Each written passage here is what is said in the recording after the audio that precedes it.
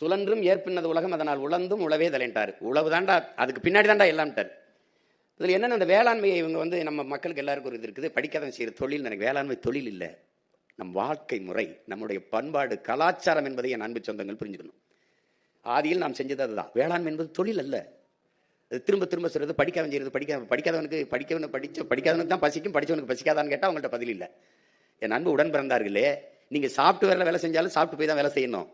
நீங்கள் விண்வெளியை விண்வெளிக்கு அனுப்பலாம், அந்த விஞ்ஞானிக்கு சோறு விவசாயி தான் அனுப்பணும். சந்திர மண்டலத்துக்கு அனுப்பலாம் சயின்டிஸ்ட் சந்திராயனை, அந்த சயின்டிஸ்டுக்கு சாப்பாடு நம்ம சம்சாரி தான் அனுப்பணும். இதை கவனத்தில் வச்சுக்கிட்டு கவனிச்சிங்கன்னா அது புரியும். அப்போ வேளாண்மை என்பது ஒரு தொழில் அல்ல, அது நம் வாழ்வியல், நம் பண்பாடு, நம் தொன்று தொட்ட மரபு. அப்போ குழந்தைக்கு ஒரு தாய் பால் ஊட்டுவது எப்படி தொழில் இல்லையோ, அப்படி பூமி தாய் தன் பிள்ளைகளுக்கு சோறு ஊட்டுவதும் தொழில் அல்லங்கிறார் நம்முடைய அப்பா நம்மால் வரவர்கள்.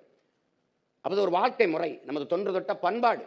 அடிப்படை உயிர் தேவையில் ஒன்று உணவு தேவையாக இருக்குது. அந்த உணவு தேவையிலேயே நீ தற்சார்பு அடையலை, தன்னிறைவு அடையலைன்னா பஞ்ச நாடா போய் பிறர் இடத்துல உணவுக்கு கையேந்திரதான் பிச்சை. ஒரு நாடு வெங்காயம் பருப்புக்கு வெளிநாட்டில் கையேந்தது, வெங்காயத்தை இறக்குமதி செய்து பாலைவன நாட்டில், எகிப்துல, ஈஜிப்தில் இறக்குமதி செய்து இவ்வளவு வளர்த்த வச்சு ஒரு பாலைவன நாட்டில் பருப்பை விளைவிக்க முடியல. ஆனா காரை ஏற்றுமதி செய்து, சோறை இறக்குமதி செய்து, எப்படி பாருங்க.